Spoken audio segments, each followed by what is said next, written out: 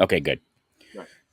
Um, so I'm here with Steve Bassett, and for those of you that may not know him, Steve, if you could give just a little background on Paradigm Research Group and what you've been doing for quite a number of years now.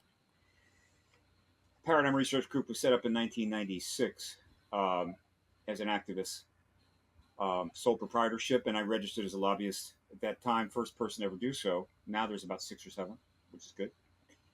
And I've been trying to assist the disclosure process primarily by focusing on the media, which was focusable. The Congress Hmm. was not, or the White House back in 96 7. Um, and I've gotten a huge number of articles published. Over 400 actually reference Paradigm Research Group and myself, but many others, and helped educate the media. Because if the media were to truly come around, and they have, the government would follow. Along the way, I've held a number of conferences, including the Citizen Hearing on Disclosure in 2013, which was a mock congressional hearing, unprecedented, never been done. 42 witnesses, 10 countries, before a panel of former members of the Congress. And I've given 1,300 interviews, maybe more, and been to hundreds of conferences. So, Been doing it a little while. been doing it a little while, and PRG is about to register within a week or two, finally, in its time, as a nonprofit based in Washington, D.C., operating as a think tank, but doing lobbying as well under the proper 501c3 laws. You're allowed a certain percentage of your funds to be used for that. To now engage what is the end of the truth embargo, the final days of it, uh, and then cross over into the post disclosure world and play a little role in through the board of advisors in helping the Congress and the people and anybody else decide how they're going to what they're going to do in the post disclosure world when the greatest paradigm shift in history has taken place globally. For some people, it'll be, we knew that. But for the vast majority of 8 billion people, it's like, holy cow. Yeah, And that's what's about to happen. So watch for that. And that's what I do. outstanding. My first real question to you would be: we had the hearings in July where we had three whistleblowers. Well, one whistleblower and two firsthand accounts come forward. Obviously, that's an incredibly it's never really been done quite in that manner before. Um, Correct. how did you feel about that? Were you encouraged? What was your thoughts on that? I felt like people um, who were involved in the civil rights movement for most of their life, Hmm. in the final days prior to the signing or the confirmation that a civil rights bill would be signed by President Johnson, and at least that milestone would be crossed. It wouldn't solve everyone's problems. It wouldn't bring fairness and equity to everyone, but it opened the door for it. And I'm sure those people way back, God, how many years now? 50 years. It's the '60s, so you're talking. It's been a little bit, Yeah. 50, 60 years, 50 years. I think they must have felt like I felt when I was in the hearing room on the 26th of July, listening to the testimony of Grusch, Fravor, and Graves. It was a milestone event. It was not disclosure with a capital D. That can only come from the president. Right. But it is an event that was the inevitable outcome of the coming forward of 10 former members of the military intelligence complex in 2017 in the form of a website with an accompanying video, followed almost immediately by major stories delivered to the New York Times by some of the members of that group, which was initially called the To the Stars Academy of Arts and Sciences. That it didn't have to be 6 years from Yeah. their launch in October until now. But let's just say history tossed a few curveballs our way during that period. Well, the And government doesn't history is never seem to move quickly. It always seems to grind pretty slowly. always something. It's like Yeah. Emily Atella said. It's Yeah. always something. Exactly. But nevertheless, 6 years is not a long time. And so we are Not in the now in the scope of final what we've been days. dealing with. No, Absolutely. you're talking about a 90-year cover up here and an obfuscation of the facts for well, At least 76. Yeah, 76. So it's probably actually really, the whole phenomenon has been going on really probably since the beginning of humanity. Why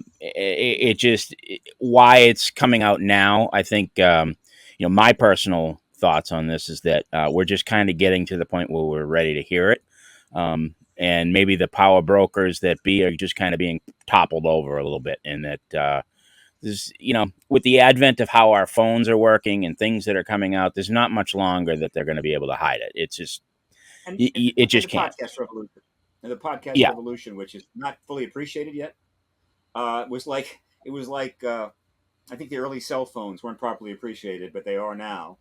And the podcast revolution is going to do a lot of stuff, some for good, some for bad, but it is a major component now of the world. It's not the same thing as just exchanging texts or tweets.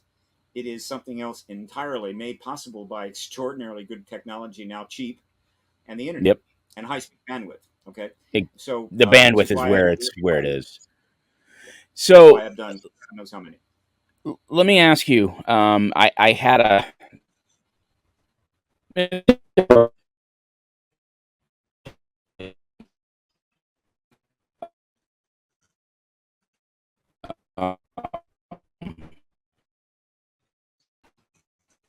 has come out and said in no uncertain terms, we are not alone. Um, would you Well, call that I'd call it little is small d disclosure, which comes in the form of some sort of revealing. So if it's like a document that turns up, a witness comes forward, or a member of Congress says something, meaning this is what I think, that is new information, it's new evidence, it is advancing the disclosure process. Uh, but it is not disclosure with a capital D, which is the concept I minted back in the early aughts, that this movement, which is what it was becoming, was no longer just another endless scientific effort to prove the presence of this phenomena a million times over, but rather to achieve a political outcome like the civil rights movement. right? And you need a prize, and that prize was the formal confirmation by the head of state. Now, it might not be our head of state, but a head of state, but it looks like it will be ours. And when those words, we are not alone, or there is non human entities here from wherever, however, depends on how specific the president wants to get, that instant that those words come out of his mouth, that is disclosure with a capital D. That is what we've been seeking, what I've been seeking. And then we immediately enter the post disclosure world and the fun and games that will therefore ensue. What does post disclosure look like? What do you think it looks like? Yeah, it's a big question. Well, I know. I know. the day after it looks exactly like the day before. Okay, and really, in a sense, nothing changes, and yet everything changes. It's a Right. paradox, like the Fermi paradox, but it's a better paradox than the Fermi paradox, which is one of the worst paradoxes of all time. I'm just telling you that. So It I have is. a, I fully agree with that because you're only looking at our 3D space. You're not seeing anything to do with what you know. Science right now obviously is going quickly, and especially yeah, when you're talking about quantum science and it, the Fermi paradox only puts into account the human visual. What are we seeing? There's absolutely no real levels to it in any way. no, it's I've all always it really is, but mainstream media uses it quite frequently to say, well, Enrico Fermi came up with this, so apparently, one guy comes up with something, and all of a sudden, it's a science fact at that point. So well, more there's importantly, no. mainstream Go ahead. scientists have used it. Right. The intellectual community of the United States, including virtually all of the scientists in the United States, have utterly failed the American people on this issue for 76 Agreed. years. I mean, it's a complete abnegation. Now, back in the ancient days, say the days of the Middle Ages and so forth, 15th century, whatever, there was a lot of scientists that were basically sitting tight, keeping their Hmm. mouth shut, because, well, they didn't want to get burned at the stake. I can appreciate that. It was a different Yes. time. There was no Right. excuse this time. And so now they're all going to have to come forward one by one and sort of hem and haw and look down at their feet and go, I sort of suspected it, but I didn't want to But say yeah, anything. Whatever. I've always maintained. I don't want to call anyone's name out, but there's one Yeah. very well known person out there that has just been like, hey, they're not here. They couldn't have got through the travel, and I just have a feeling that when this finally does have the big D, it's going to be, well, now I guess that, and Sure. it's just like, come on. Yeah. What can I Um, say? I'm more, at least that person is saying something. Most scientists are just sitting there going, I know nothing. I right. know nothing. So, Exactly. but the Fermi paradox And is I'm a old enough to something remember that that reference there, by the way. So that's a good thing too. good point. The Fermi paradox is something that scientists could use conveniently to go, really, I don't see why I should look into this. Again, we're near the end, and I think you probably want an update. Here it is. That's Um, that's the big news right here. This is what I want. let's go back 60 days. All right. Yep. Uh, 60 days. 60 days ago? No, no. Wait, hang on a second. See, today is, yeah. A little over 60 days. Um, because of a whole long series of events that we can trace from 2017 up to June of 2023, 6 years. Well, actually, about 5.5 years. The end result, one of the end results of all of that, Mishigash, and there's a lot, historians will undoubtedly be writing about it for a very long time. A dissatisfied member of the UAP task force made a decision to go public, Hmm. not simply because he wanted us to know something. He was under fairly strong classified status, uh, which really limited that, and technically he shouldn't have done it. But he made the decision to come forward not as a witness, but as an actual whistleblower. Right. He did it because he was being harassed and threatened, and while there had been some relief, it wasn't enough. Plus, he was not getting what he thought was a proper response on the information he was providing. And so he did something very bold that wasn't expected and caused a lot of problems for a lot of people. He came forward as a whistleblower to the media. The article was in the Debrief, a fine publication with some excellent journalists who Hmm. aren't working for the New York Times or the Washington Post, and also gave an interview to a fine journalist named Ross Coulthard of News Hmm. Nation, a brand new network which has got a lot of money behind it and is going to become a big deal, partially thanks to this issue. And he confirmed that many people inside with high clearances had appropriately told him, as a member of the task force assigned to hear this stuff, about what they knew. And what they told him was, we have crash vehicles and bodies, which, of course, every one of my colleagues has known for 20 years or more, right? Or more. But he is not just anybody. He is somebody that had the ability to He then go to the knows. Senate Intel Committee. He went to the Intel Committee and provided that information, which I'm sure was received with great interest.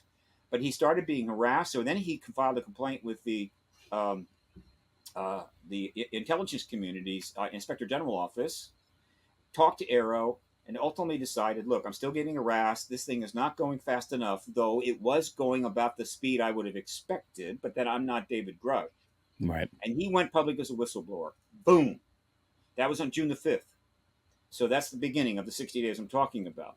Only 9 days later, uh, as a surprise, bit of a surprise, the Senate Majority Leader, Chuck Schumer, Massive. came forward Massive.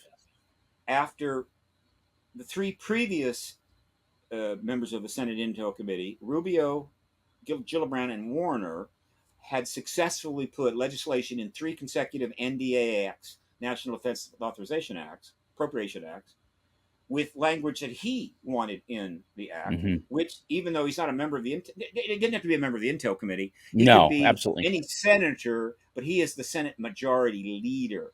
And he Yeah. comes forward and says, I want to put this language in the bill, which may or may not get passed. But it goes up on the Senate website as the bill and therefore readable by anybody in the world. All Yeah. right. If it's And that blocked, then what's language, going on there? If there's a block and who's blocking it? It's a big red flag right away for whatever's happening with that. right. And so, well, it's not being blocked and it's still up there. And this Hmm. language was extraordinary because not just because of the language itself, but the timing. 9 days after Grusch goes public. And I am pretty confident there were plenty of people that knew he was going to go public before the articles actually turned up. Hmm. There's a lot of ways they would have known that. And so it's notable that he wasn't stopped because he could Right. have been stopped, and he wasn't. All right. And so let's say some people knew about it. So it might not be a coincidence that 9 days later, the language was put into the bill. I'm paraphrasing that under this law, if passed, the United States government, again paraphrasing, is claiming eminent domain on any non-human technology anywhere that anybody thinks doesn't belong to the government. Whether you're a defense contractor or somebody that found something you got it in your basement, or maybe you're in some deep USAP project and nobody knows about it, and you're thinking, we'll just keep this to ourselves for a while and maybe even commercial, whatever the hell. It's the government's. And then it also says within a certain amount of time, you have to report everything you have, and then we're going to decide whether we want it. And if we want it, we'll get it. And we will then pass on that information you have about this non-human technology to the public. This was a massive signal to the world, to the Senate, to the entire military intelligence complex that I, the Senate Majority Leader, am totally on board with everything that's happening. We are really serious about this. And for those of you that want to, I don't know, resist, resistance is futile. Resistance is And so futile. that happens on the 14th. Okay. Very shortly after that, the House Appropriations Committee, spurred by Tim Burchett, who had already been going public for weeks about the issue on his own, because he had gotten word about what was going down, probably got some tips. I don't think he got a direct briefing because he's not on the right committee. But They the talk. Capitol Hill is a giant cafeteria where everybody Right. sits around gossiping to each other. And so he decides, I'm on this. And so he starts going on News Nation and other areas, Fox News, saying very bold things like there's extraterrestrials here and we have craft vehicles and so forth, not once, but repeatedly. And all Repeatedly. of that is being watched by his colleagues. And guess what? Tim Burchett not only got more media coverage, but almost all positive media coverage than he'd ever gotten in his previous career. And his colleagues were looking at that going, hello. And Hmm. in due course, he convinced the chairman of the committee, of which he is a subcommittee member. We're not potted plants down here. The Senate seems to be all over this. We want to roll. We're going to hold our hearing. And we're going to do it now. And the fact is, and again, to tie it all together, I happen to think that if they had tried to put that hearing together without Grusch coming forward, I don't think they could have gotten the witnesses. I think the witnesses and or the DOD would have demurred on the basis of, look, we appreciate your interest, but we have other plans for these witnesses. They're going to be testifying elsewhere, but maybe down the line, something like that. Because unless they Right. file subpoenas, nobody has to turn up at their hearing. But Right. Grusch was in a very different situation. He was a whistleblower. He wanted to get his stuff on the record under oath as quickly as possible. They got him. That made it very easy to get a couple more. They got Fravor, they got Graves, and they held a half-day hearing. The first one since 1968. Hmm. And it was a milestone event, and that took place on July 26th. So you see how quickly that is advancing. Okay, so Comparatively to what's what's happened since gone in then? the years past. So yeah, it's Yeah, oh, amazing. absolutely. I mean, it's warp speed. Now, since then, okay, so that 26 was only about 18 days ago. What's happened in the last 18 days? Well, it turns out that a well-known blogger, a podcaster named Jesse Michaels, who is a brilliant guy, well-connected, been interviewing top people for some time, so he's really got the ins. Ins I would, give anything to have. It's okay. And he knew Grusch, and he's kind of a millennial, closer to Grush's age by far. And he and his buddies got together with him and said, "Hey, we want to film you. We want to get you going in. We want to get you coming out, and we're going to put something out." And of course, that fit right into Grush's needs. The more public this can get, the more it is spread, the more he is on solid ground. And so, guess what? 2 days ago, that video hybrid interview documentary It's, hit the it's more web, like a documentary. It's beautifully done. and it's spread. Well, he has a document. He has a team, film Yeah. team, and an editing team, but they were working fast, and you could tell, right? It's Hmm. okay, and that thing is spreading across the internet like COVID. I mean, it's just moving like fast, and it is a significant thing. It fills in a lot of details. It personalizes and humanizes Grush. It really adds to. It's throwing some serious gasoline on the fire, and then just a few days prior to that, Danny Sheehan, a good friend and colleague, went public in an interview with Jim Garrison on Humanity Rising podcast. You see how the Hmm. podcast thing is becoming so Make it important, work. That's right. and confirms that he has launched his major think tank, which is going to be major as soon as it raises a few $1,000,000, called the Yeah. Anti. He has a staffed office in Washington D.C. across the street from the Senate Intel Committee, Bing, which will be run by Jim Garrison, a former Harvard alumnus and a brilliant man with interest in multiple areas, and that he was in Washington all last week talking to who? The Senate Intelligence Committee staff. Now, why would Danny Sheehan be talking to the Senate Intelligence Committee staff, a man who represented Lou Elizondo before the DODIG, who was also dealt with Grusch substantially? Because, as I have stated 80 million times, Mark Warner is and must be about to announce that the Senate Intel is going to hold their hearing, and it's not going to be 3 witnesses and a half day. It probably and should be about 12 witnesses over 4 to 5 days. And every one of these witnesses is going to be a David Grusch.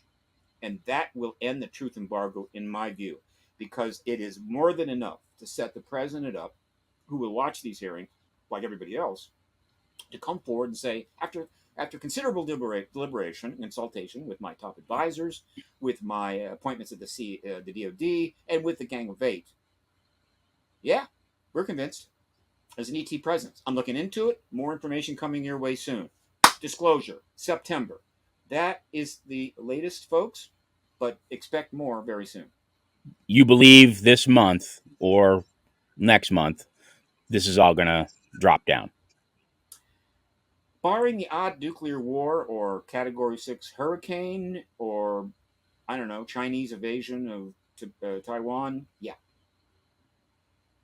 So you've gotten the word basically behind the scenes No, after as no, no, many no, years, no, or no, no? no, no, no, no, no, no. I'm not that. I don't do that. Right? It's easy to do that. It's easy to No, do that. yeah, and be very suspicious anytime anybody says that. Doesn't mean that isn't the case, Right. but it's not. Just getting the word doesn't mean anything. The assessment needs to be based on a common sense analysis of what is happening. Right? Somebody just giving you the word, they can just be making it up or lying or Hmm. manipulating it. But the common sense analysis of the events is independent of somebody's intention. It is simply an analysis. 2 plus 2 is 4. 3 plus 3 plus 3 is 9. All right, I'm making that assessment because analyzing it and looking at it is all that I do. I don't have a life. I have the least life of anybody within 1,000 miles of Washington D.C. I'm telling you, got no life. This is all you see. These books back here. What can I say? And so I'm giving you my assessment. Now I may be wrong, okay, but by providing the insight to what is Uh-oh, what going on. happened? We Can had you a hear me, freeze up. or am I just frozen? I You can can still see hear me, right? you. Yes. There we Can you go. hear me? We're Yep, back. we're good Okay. now. But providing this assessment and making this, I guess you could say, reasoned guesstimation, I am informing people. I am interesting them. I'm also informing and giving a sense of the state of things to a lot of people in government that are not necessarily keeping up. And so I feel that it makes it a little easier for it to happen the next time around. But I'm not making it up. Everything that I just told you is in fact happening. That is fact. And I'm simply connecting the dots, and the dots are just getting closer and closer together. And so if it doesn't happen this September, troll me on Twitter, throw some shade. It's okay, I can handle it, right? But then I'm going to be telling you, unless again we have the odd nuclear war, it's going to happen in October. But it needs to happen before the election gets underway. That's a whole nother matter. That was actually going to be my follow up question. Let's just say something odd happens. It doesn't come down. The hearings are not able to happen for whatever reason. I don't know what they could be or whatever. If there's a lot of intelligence pushback. I've spoken with another very high end researcher slash journalist, And one of the questions that he asked me to ask, what is the objective of a House Select Committee into UAPs pushed by Burchett, Luna, Gates, AOC being obstructed by more powerful forces in the House?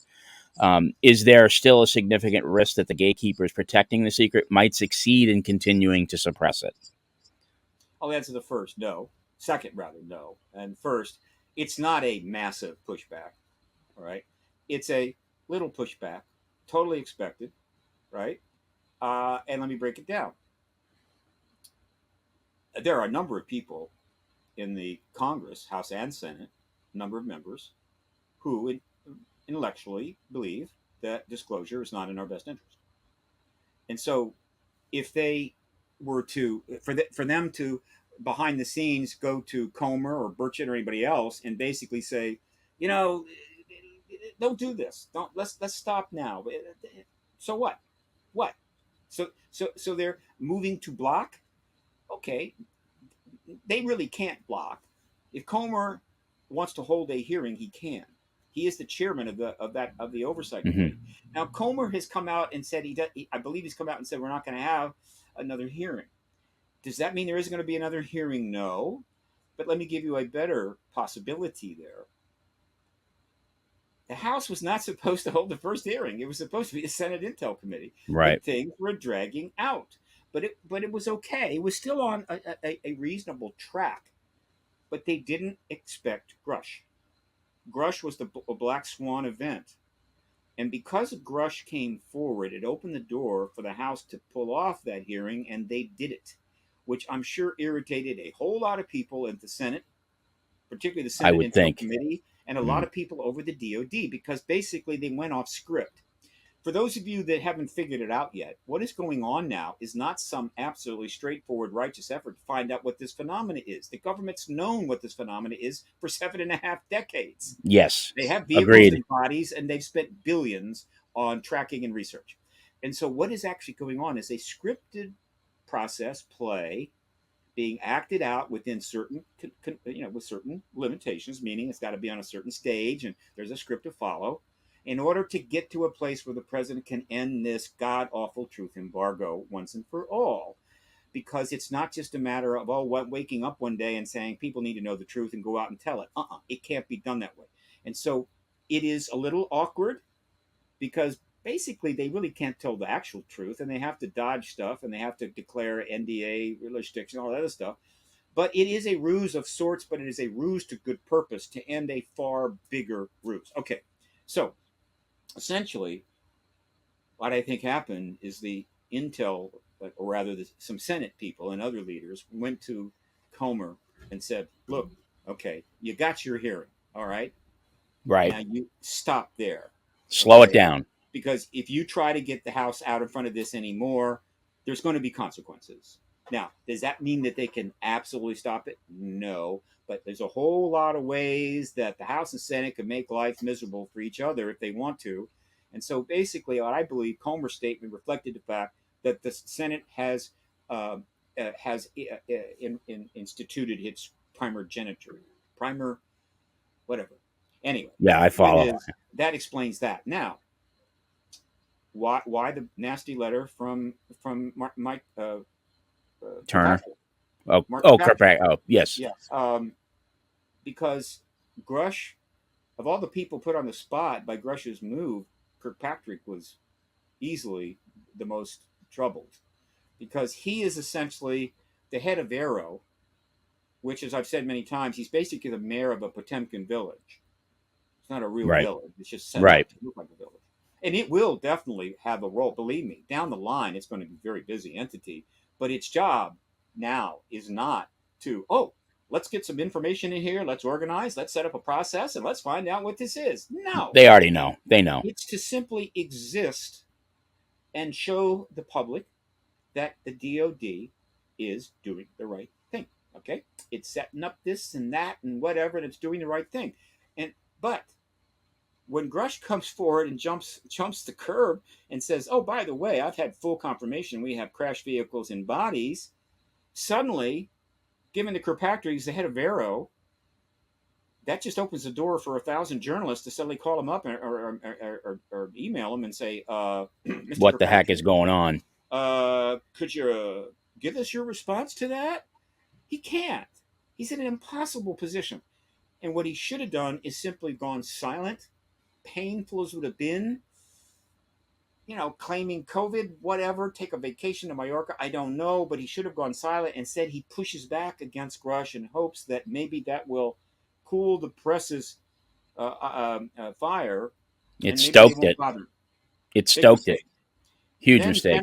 General Miley, right, who is DOD or was, is also feeling the pain, also upset about this Black Swan event, and he makes the mistake of pushing back himself publicly. He has every right to do it. Big mistake, but I get it. I understand. I mean, these are big, powerful forces and processes underway. This is history at the highest level. The people are going to be very emotional, very, very concerned, and affected. Miley's mistake was, he is the same general that walked across the street in camos with Donald Trump in order for him to give a speech on the steps of the church, and it wasn't, a good thing. And so, mistake, but that's okay. Everybody will be forgiven, right? And so, this again, I'm trying to paint a picture of what's going on, and when you see it from that perspective, what seems like massive pushback is just some expected outcomes of the process underway. But is this process reversible? No. Nothing short of nuclear war in Europe or an invasion of Taiwan is going to put this on the back burner. Who do you think is overall controlling this whole narrative? Is there a person specifically within any department that is controlling this narrative? Is it the president? Is it how? Obviously, and I agree with you 100% that there is a process that's occurring here. And with Yeah. my own whistleblower that I have talked to and stuff that he has put out, I shouldn't say he, but the stuff that this person put out there, Yeah.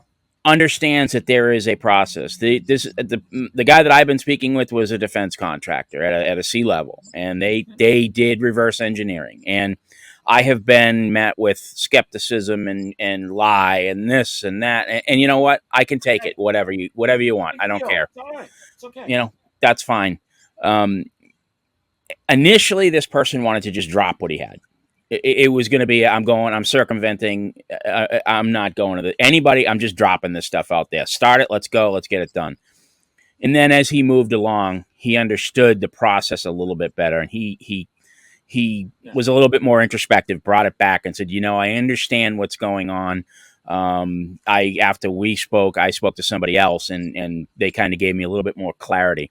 But is there I don't want to say a puppet master, but is there someone behind the scenes, the one person that is controlling this entire narrative, or is it's just finally our government's been able to come together with their different departments and actually agree on something, or what do you think that is? I mean, have you heard anything, or is it just something that you've gleaned over your years of experience? Remember, I told you, I don't come out and get too. I rarely talk about, oh, this is going to happen because somebody told me. The answer to your question is no. And here is the meta. I'm a big metaphor guy. Sure. Some land, some don't. Whatever. Here is the metaphor that I've been using. You can actually buy a game called four-dimensional chess. Mm-hmm. It's a bigger board, and it has 4 players with 4 sets of pieces, same pieces, right? And they're all playing against each other. Okay. No player it can force another player to make a particular move, but they certainly are assessing what they're moving, right, and adjusting. And the Mm-hmm. idea is for one player to eventually win. Okay. Right. Never played it. Don't need to. Regular chess is hard enough. Now, let me Yeah. modify that metaphor a little bit. Imagine 4 people playing 4-player chess, not 4-dimensional chess, 4-player chess, 2-dimensional 4 players. But the goal is for everybody to win. Okay? Okay, all right. Now, still, they can't force another player to make a particular move, but they can watch what the other players' moves are so they can adjust to that so Mm-hmm. that they're all going to win. Now, that describes what is going on. Who are the four players in this four-dimensional everybody wins chess game? One player is the Congress. Another player is what I'll call the military intelligence complex, primarily represented by the Department of Defense. Excuse me. The third player is the White House, the executive branch. And the Executive, fourth yes. player is the public, which includes the entire media world. All right, the journalists and the public. Four players. And over the last 6 years, they have been playing a game of chess with the idea of winning by checkmating the truth embargo. Now, there's no one person overseeing and telling what people to move. You know, they don't have a thing in their ear and there's one person in the back saying, okay, player A, you do this, player B. No. But they're watching each other. They kind of know what the goal is, and they're watching each other's moves and adjusting accordingly to get a winning outcome. It's a little messier, a little more complicated, and definitely prone to mistakes. But that is the best metaphor I've got for what's going on. But the most important takeaway from that metaphor, and this is what I believe, is that all four players are playing to end the truth embargo and win the game. And I'm willing to answer any question about any one of those four players in regard to that metaphor. The presidency. He seems to be in a no-win situation. Will the general public, do you believe, and I'm curious about your answer, will the general public, once this is, let me preface this back by saying, I believe that the UFO community will kind of give a pass for this, but will the public in general give a pass for the past 90 years of cover up when they finally come out and the president finally goes on the television and says, we are not alone. And yes, we're gathering information, which I completely and totally understand what you're saying. We have the information. At this point, it's saving face. It feels like to me a little bit, Sure. or not even saving face, but maybe just kind of controlling the narrative because they're afraid of this, this ontological shock that humanity itself will have. Because if you think about it, it's not just America, right? This is a global issue. Yeah. So there are going to be societies around the globe that when they hear this, their deeper roots are in, religion, and they have deeper roots in this, and just their belief systems are different than we are here in America. That's just a fact. Well, Um, let me suggest this. First of all, a lot of these societies you're referring to have better belief systems than we do in terms of dealing with, quote, ontological shock. Two, True. the whole ontological shock thing was simply a tool of the truth embargo. Hmm. It was just a hyper disinformation tool. It's BS, always has been. All right. And, but to the first part of your question, very legit. And by the way, this is big time face saving. Trust me. Hmm. Um, the purpose of this entire play that I've described, that's been going on now since gets underway shortly after, not long after. I'm going to say it gets underway right when the news articles come out in the New York Times, December 16th, 17th, 2017. The purpose of this whole play, the script, is to not only get disclosure, but to do it in a way that the public's discomfort, ire, will be as minimal as possible. All right. Are they going to get a complete pass? No. But they could get a lot of understanding, appreciation, forgiveness, and what have you if they do it right. And that's what they're doing. Right. But but it's more than just that. It's, again, look, they want to save face. You could say that's ego. You could say it's pretty self-serving, but it's more than that, because an orderly, participatory, transparent process leading to disclosure will be extremely cathartic and appreciated by the American people. It will have benefits well and beyond just the truth embargo's end itself. And so it is a meritorious play that is unfolding, and I'm happy to watch it and accept it. However, you may have noticed that I'm kind of outing, you know, I'm outing the game. So I'm saying, by the way, this is not exactly what you think. It's actually a play, and you may think, well, gee, that's, he's kind of undermining the thing that he's admiring. Not exactly. As I've said many times, it's more than reasonable and doable for a person to have in their head at the same time, one, the understanding that the government has known about this issue for 77 years at least, and two, the process that they're undergoing to allow them to confirm that to us has to go through these stages and has to involve a little mendacity and game playing and everything else in order to get there. It's okay to have those two things in your head and accept it and go, okay, good, get the job done.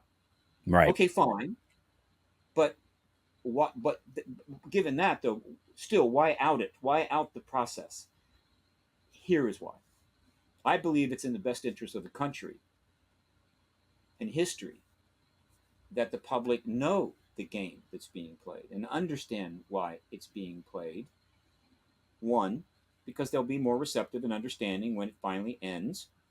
And two, it's more authentic. In other words, the fundamental dilemma that the American government faces now and will face the day after disclosure is the confidence and trust in government is eroded to almost existential levels, threatening the nation, threatening the body politic, and our society.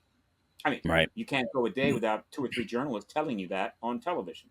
Well, they're almost right. We're really bottoming out here. We need to get our act together pretty soon, or it's going to be rather unpleasant around, and people are going to be moving to other countries. And so, by letting the people understand it,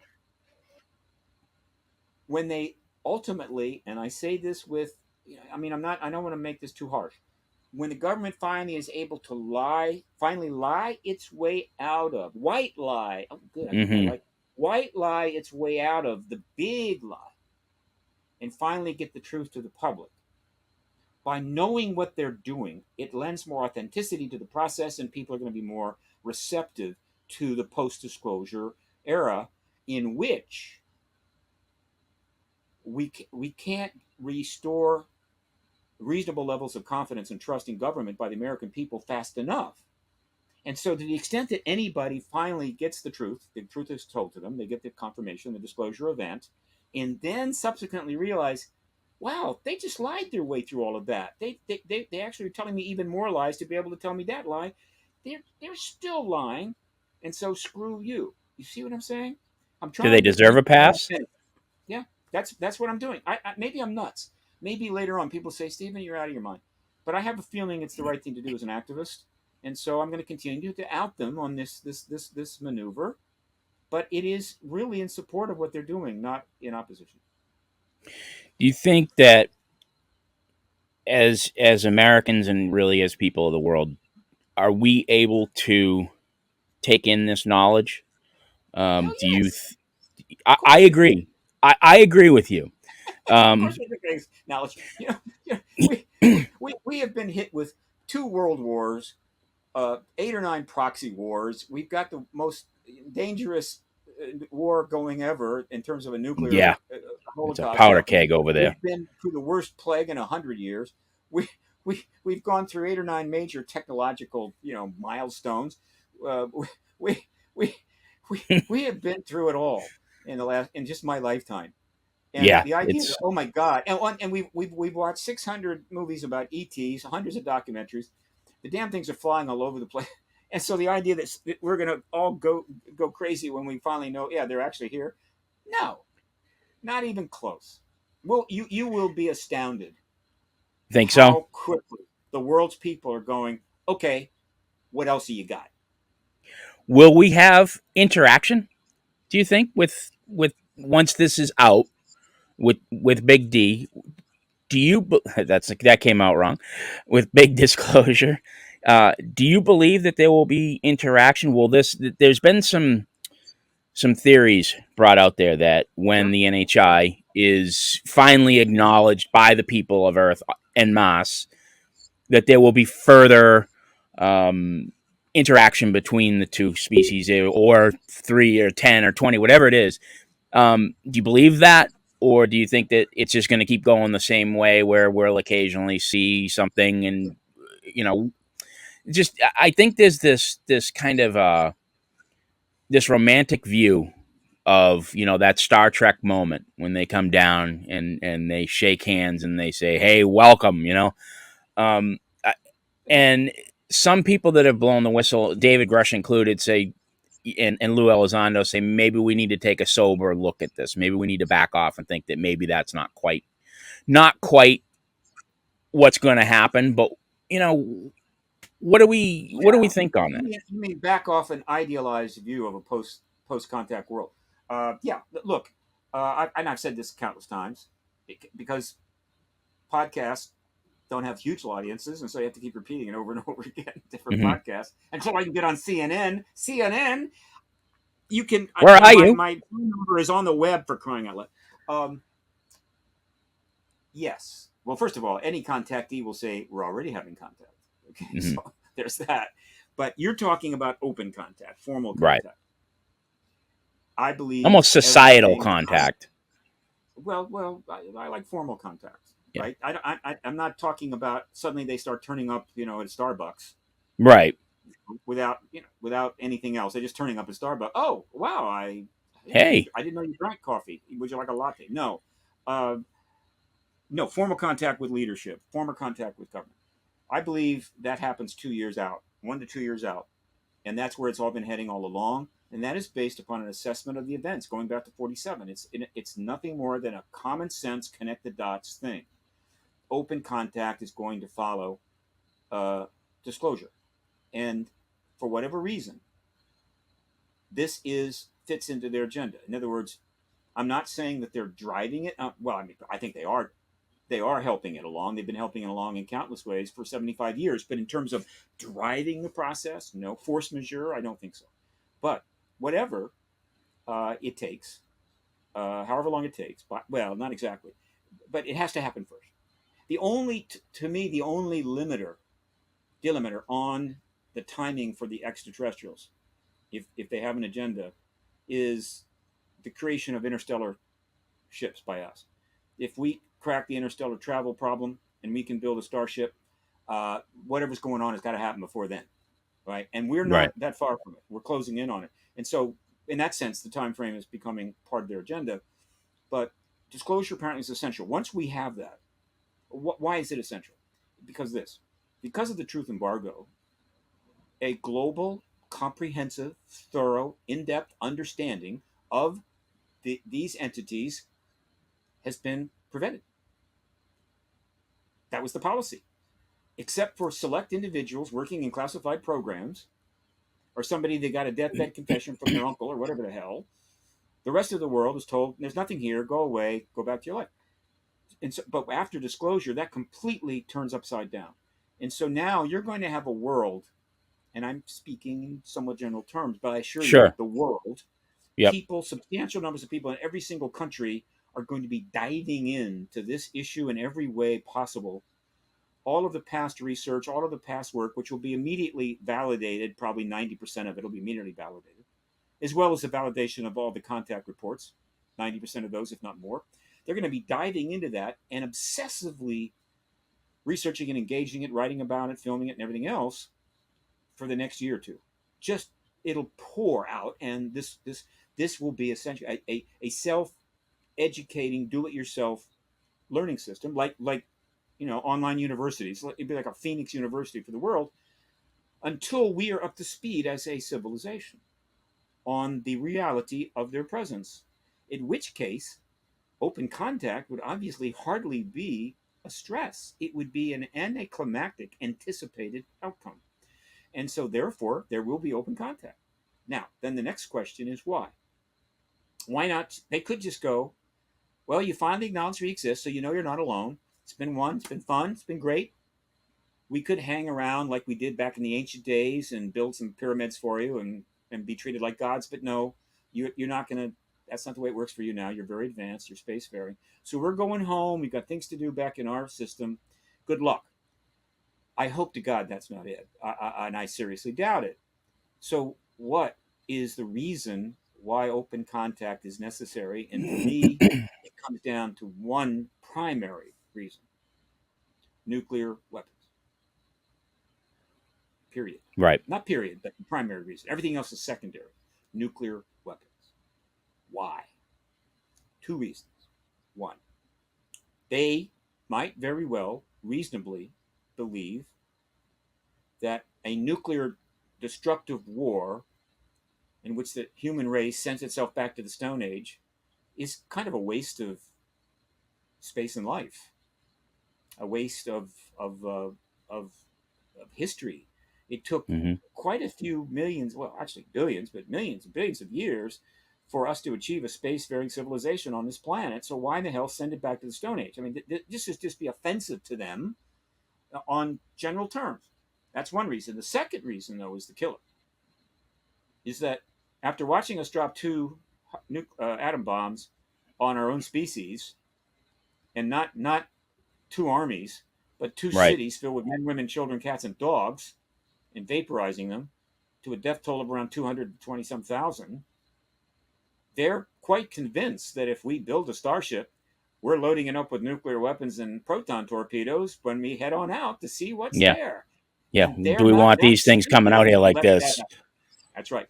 And so there has to be a certain understanding reached before that happens. And as it happens, we are closing in on that. Now, if they happen to be time travelers, which I give it a 1 in 100,000, 100 in 500,000 chance, that may not be an issue. But I'm just saying, if you're putting your money on time travel, you're going to lose your money. I'm not saying you couldn't win. You could buy a Yeah, ticket and ride for $1 billion. I believe there's a time element to it in that I don't believe in the linear logic of time. I don't believe that that's how time works. Working in time space, working with time in Right. our dimensions is not time travel, Is not the right? same thing. You're absolutely right. Yeah, from a And physics and point of view, and it's not time the same. dilation through gravitational interaction is not time travel. And that's something else. No, Okay, it's a visual representation. The time dilation is a little before, it's a little bit after. That's why it David slows was down time for somebody, but not you. That is not the same as the time travel that people are pushing. Now, exactly. I'm not trying to insult them. A time travel, well, let's just No, say it's that okay. there's a lot of I people that just feel more comfortable with time travel as their presence because, and this is the adjunct to that, it's actually us from the future. Well, it's us from the right. future. Hey, it's not the Borg. It's not the aliens and Alien, right? And I feel better about it. Well, look, I want you to feel better. But Occam's razor says no. Right. They're from other planets because there's a lot of them. All right. And so uh, that leads into the point that I'm making that this whole meshigosh that really gets underway when we drop those bombs on Hiroshima and Nagasaki ends with open contact and a lot of discussions and interactions between our leadership and theirs. However, by text, by email, maybe sitting down together, I don't know, doesn't matter to me.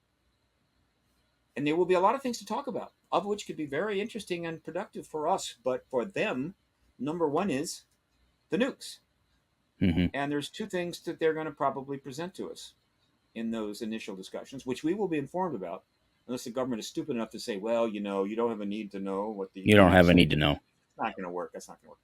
Is this, dear Earth, understand, we're not idiots. And there's no way in hell you're leaving the solar system with nuclear weapons on an interstellar craft and heading out to God knows where, maybe some poor planet that's where you were back in the 11th century, and flying around, orbiting the planet, and maybe accidentally dropping a nuke. We're not going to let that happen. So you can build them and you can put the nukes on them. They're not going anywhere. You're not Period. going. Hmm. Okay. And then the second, and then somebody may respond, "Screw you. You will take our nukes only from our dead hands, and they'll say, okay, fine. So you won't be leaving the solar system, but you want to keep the nukes. Well, okay. Then there's our second point. You may have noticed that you've dug yourself into quite a hole. Right? Not for everybody. The super rich billionaires are doing quite fine. Everybody else is Hmm. like teetering on the edge of the volcano. You got 8 billion people, which is about maybe 5 to 10 times more than you really ought to have. Again, not trying to suggest anybody should be guilty about being alive, but you don't have the resources for 8 billion people. Okay, you should have thought about that. And so you got a lot of trouble there. But your emotional IQ and your overall mental capabilities have not kept up with the technological trends, and so you're in deep water. I mean, you have swum out into the deep water, into the riptides, and you're going to drown. You're way ahead of your skis. Not trying to be judgmental. You're just advancing and learning and what have you, and you got a hold of some tech and you move forward and you're doing your thing and making a lot of money. But you're in deep trouble. We can help. We have knowledge and technology that could solve a lot of your problems. We've got some tech that could solve a lot of your diseases. Might even add some years to your age. We could be very helpful. There's nothing wrong with that. There's no law in the universe that says one civilization can help another. But we're not going to bother with it if you're going to keep the nukes. Why should we help you if you're going to be stupid enough to keep nukes and then blow everything to hell? And so you get rid of the nukes. We're not saying that you're going to love each other and whatever, and you have to get rid of the tanks or anything, but you got to get rid of the nukes. And in that case, we will allow you to engage us in whatever appropriate alliance makes sense, and you will be part of a larger community, and we can help you. If you keep the nukes, we're not. And we'll just, we'll drop in from time to time to see how bad it is. And if you have a nuclear war, we'll probably drop in, take some photos for the record, and then we'll probably just leave you for a couple thousand years, get back, see how things are going. But we we we've been around. We're smart, Right. and some of you are smart. But for whatever reason, you haven't figured out that having 20,000 nukes with about 6,000 on immediate launch capability is insanity. Mm-hmm. Which is why the acronym Mutual Assured Destruction is MAD, M-A-D. And so we're just making some fairly obvious suggestions here. That, to me, is topic number one in the post-open contact era. And I feel incredibly strongly about that, not as some sort of deep belief in that sense, not in some sort of ideological utopian desire. For most of my life, I've been almost certain we're going to have a nuclear war, and I think we still can. We could still have one. We could have one tomorrow. No, I'm simply saying that when you examine the totality, or at least a good deal, across a broad spectrum, not down deep, but across a broad Right. spectrum of the history of this phenomena, that's the conclusion I come up with. And I'm prepared to defend it against other options. There are infinite possibilities, but the other ones that have been brought to my attention don't fit the history. They just don't fit the evidence. Now, there may be some more evidence that I'll learn, and I may have to modify my assessment, and I'm happy, and I will do so. Uh, and I'm also not saying that once we have confirmation disclosure, we're not going to learn some things that are going to be a little upsetting. And I'm not saying that after we have open contact, we may not learn some things that are upsetting. What else is new? What else is new? All right. Right. The human race has been learning upsetting things since it first Walked got out. together and Yeah. created a Homo sapien sapien baby. Nothing new about that. And we've adapted and we've survived and we've prevailed. I think that will happen in this case. And we will be living under a new set of understandings and circumstances, and we will have to incorporate those into our worldview, which is one of the things that Danny is going to be working on with his new think tank, the New Paradigm Institute.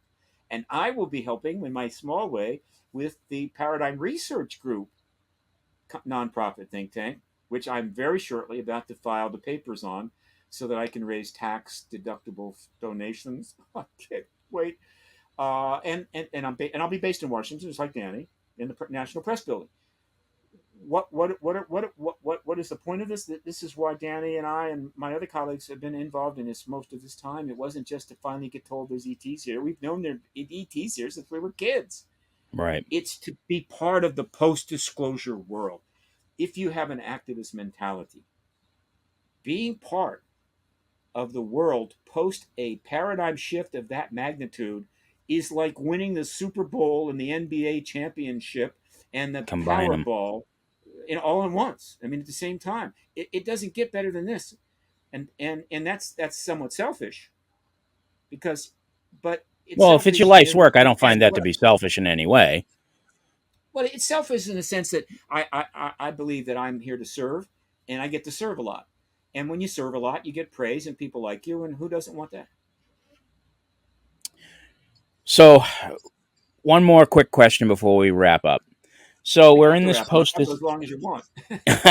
we're in this Whatever you post want, man. we're in this post disclosure world now. Yeah. Um,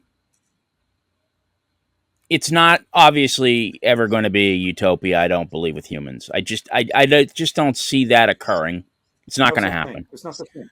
There's no such thing as utopia. I don't think anywhere in the universe. I don't believe so either. Where you have sentience, you're going to have a little bit of butting heads here or there. It's just I truly believe that. Do we at that point hit the stars, or do you think that's going to occur? We're going to be able to get out there and travel amongst and Absolutely, absolutely. If we have the open contact, if the message it gets across to our leaders, and they decide that there's a whole galaxy out there that we could engage, like Star Trek, Mhm. and new things to learn. Technology will allow us to feed, clothe, and house all the people that look up to us as leaders and all that. And that the idea of spending 10, 12, 15 trillion dollars a year on war and intelligence and manning bases and all that other crap, when you could be spending on food, housing, clothing, technology, and whatever, that's where we need to go. And that the idea of primacy of one race over another, or one nation over another, or one society over another is stupidity, right? Because guess what? There's civilizations all across the universe, which is really big, and across our galaxy, which is also quite big. And so none of you are at the top of the food order, period. Just be happy that you're here at all and work together. If disclosure gets us to that, and therefore, and part of that includes, it doesn't have to totally include, but part of that includes getting rid of the nukes, then we will be greenlit to like build our starships. We might even get a little extra boost so we can get them built sooner, and we will leave the solar system, and we will become galaxians. By the way, I'm going to show you something. Hang on. Sure.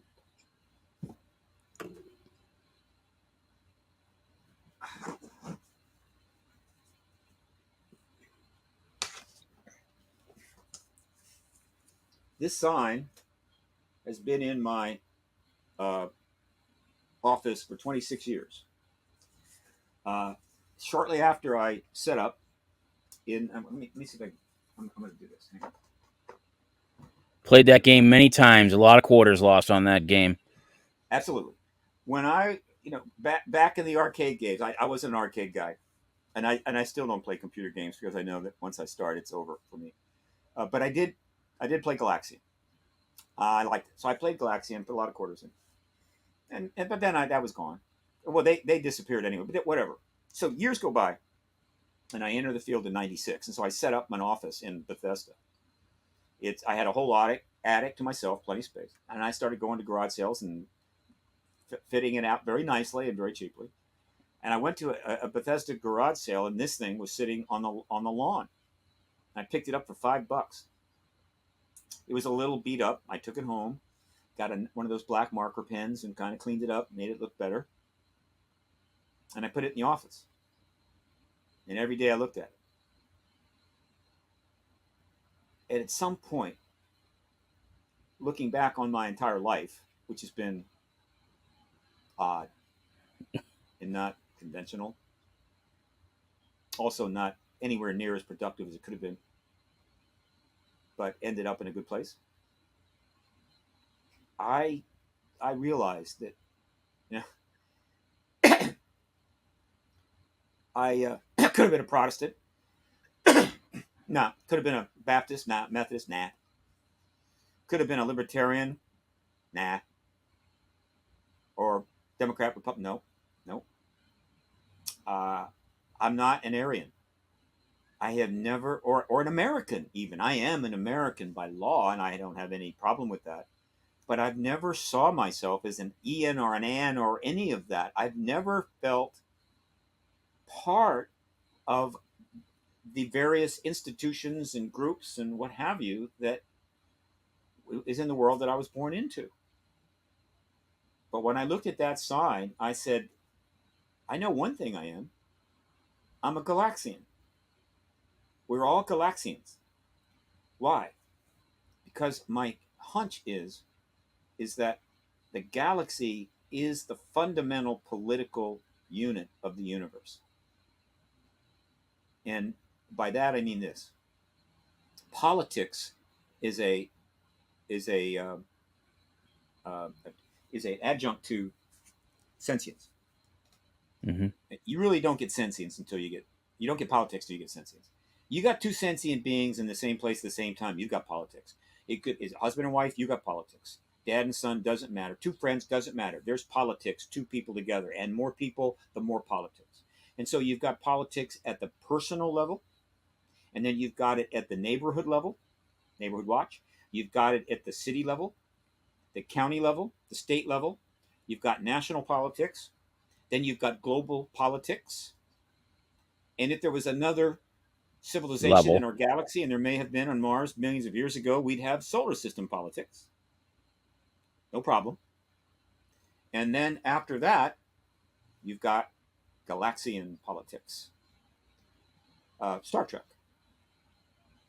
And it may stop there. And here's why. But I'm not positive. Our galaxy is, I think, 80 billion light years across. I have to check the number. It's a big number. It's huge. It's It's huge. beyond huge. All right. And so if if you are a civilization and you want to interact and have company and explore more, you could spend millions and millions of years exploring this galaxy and you couldn't explore it all. And so the idea that, well, why don't we go over to the next galaxy and see what's so, you don't need to. Plus, it is far away. Hmm. It's very far away, even further away than the farthest reach of our galaxy. And so uh, it's very possible that that's where it stops. But I'm not positive. But here's why. It's interesting the way the universe is constructed in a way, but if you think about Earth, which has a diameter of 8,000 miles, if you had another Earth that was as far away from our Earth as the nearest galaxy is from us, it would be 8 diameters away, or 16, half diameters, right? Right. And that's only 64,000 miles. That's only a third of the way to the moon. That's how close Andromeda is. Andromeda is 16 of our. I'm having a blank here. What's half a diameter of a circle? It's called a. Uh, What is it? it's the radii and the radius. Yeah, the radius. It's Yeah. 16 radiuses, and it's eight. It's eight diameters of our galaxy across. It's in that sense not far. Okay, but it's still 8 times 80 billion light years. I mean, it's a long ways. And Right. so I have a feeling that the politics stops at the edge of the galaxy. That's enough. Um, and some galaxies are probably in places where the nearest galaxy may be 1,000 diameters away. And so, if that's the case, then that's the ultimate political unit. And so, if you live long enough, or you come late enough in the evolution of a species, you get to be part of the ultimate political reality, and that's galaxian. And you are, by definition, whether you want to be or not, a galaxian. And the galaxian transcends all races, species, creeds, religions, special groups, societies, you name it. It transcends them all. You are a galaxian. Now, how you interact within that context is up to you. I love this.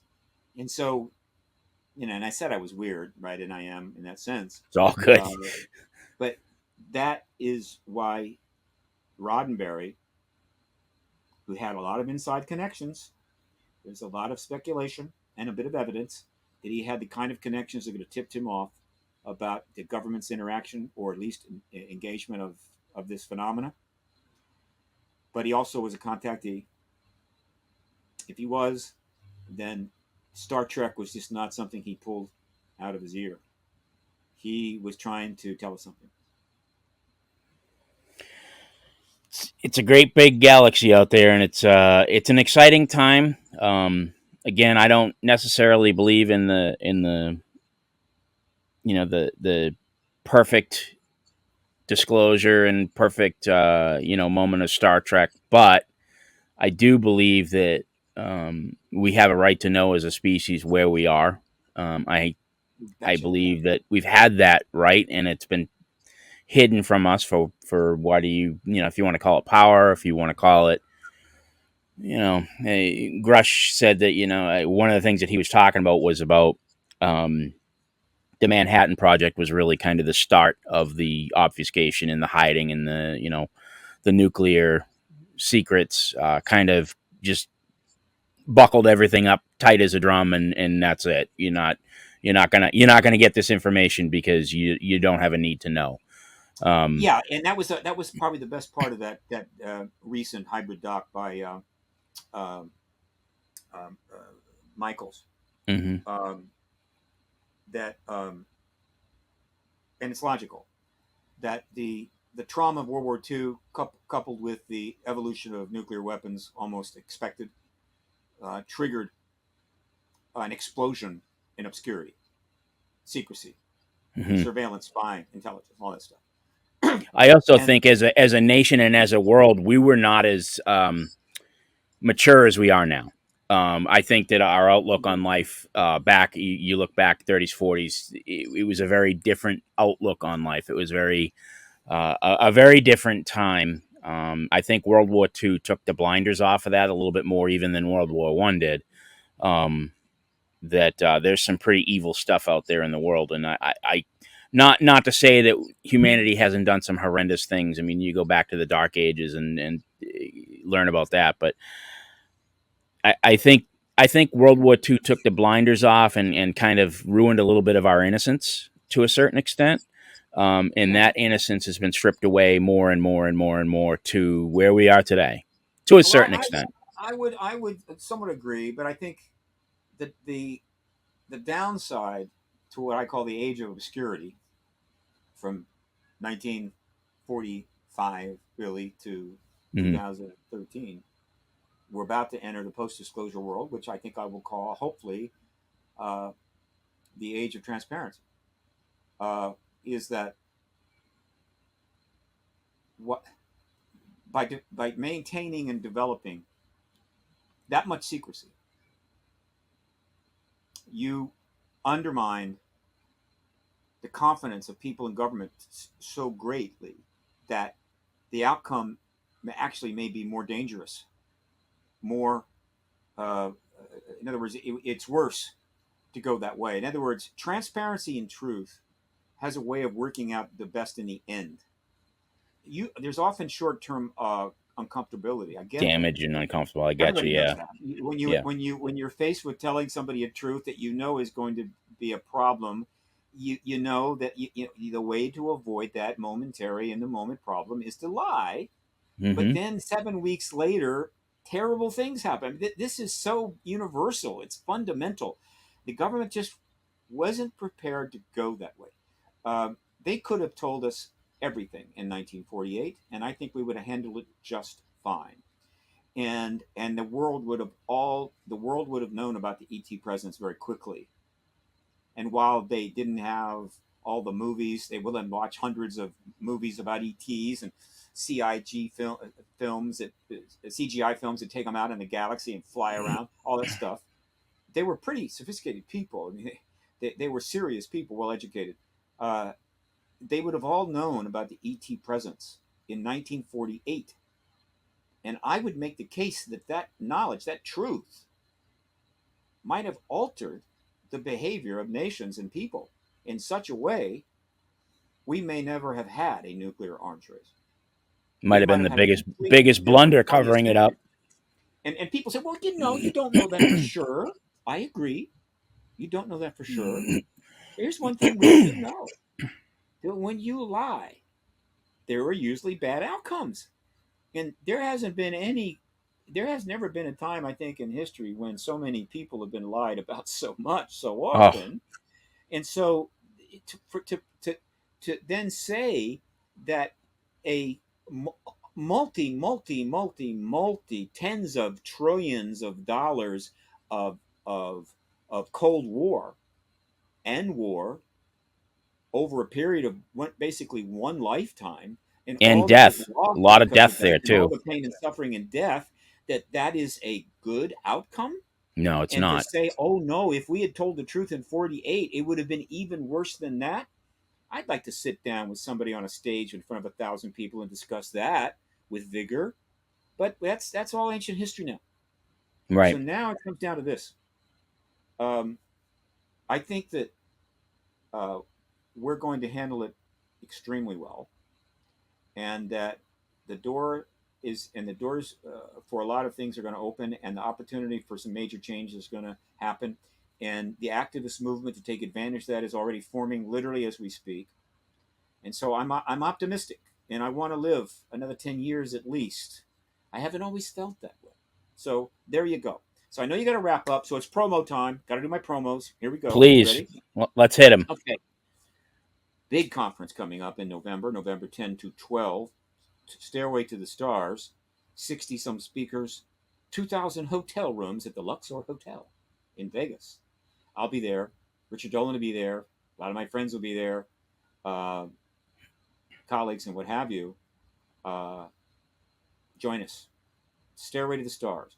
Uh, Google that, or or go to the disclosurefest.org website.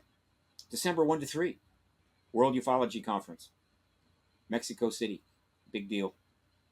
Going to be a lot of people at that one. December 1 to 3. November 28th, the Gauss, which is an acronym for an organization in Italy, is holding an online conference.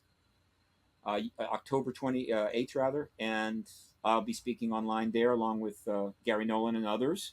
Look it up in my conference section, or you can Google Gauss, Gaus conference. I think I'm going to be in conference on October 29th. Hope to get something on that out soon. Okay. Outstanding. And preparations are already underway for the 2024 Contact in the Desert after its renewal last year. Very, very substantial success. We expect 2.5 to 3 times as many people, I'll be going perhaps this as year to many as that one. 20,000. That's going to be early June 2024, Contact in the Desert. Information will be going up on that soon. Please follow me on Twitter at Steve Bassett, or you can Twitter search Paradigm Research Group. I need followers. You can't have too many followers. Um, my website is paradigmresearchgroup.org. Soon I will be a nonprofit. Look for that.